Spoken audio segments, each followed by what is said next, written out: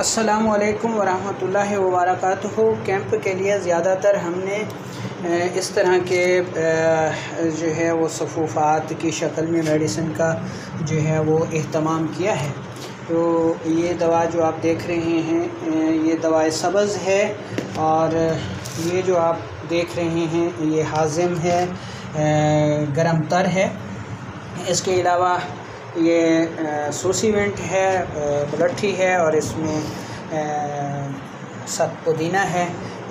ये अक्सर वर्म रहम है, ठीक है। ख़वातीन के रहम के अमराज़ की मखसूस दवा है। और ये जो है असगन नागौरी है, सुरंजा शीरी है, मीठा सोडा है, और इसमें मगज़ पंबा दाना है। दर्द वगैरह के लिए इसे हमने रखा है। इसके अलावा ये मुकव्वी मैदा खुश्क गरम, और इसको भी हमने ज़िप थैली में प्लास्टिक में बंद किया है। ये 4 मुलय्यन है।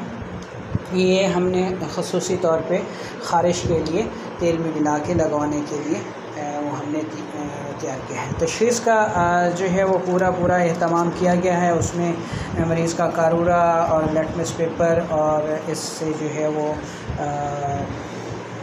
इंशाल्लाह हम उसको करेंगे। जो मेडिसिन हमारे पास अवेलेबल हैं वो अतिबा के लिए हमने टेबल पे उनके सामने जो है उसको रखा है, ताकि वो हर तबीब को पता हो ये कि फ्री कैंप में इस वक्त कौन सी मेडिसिन है।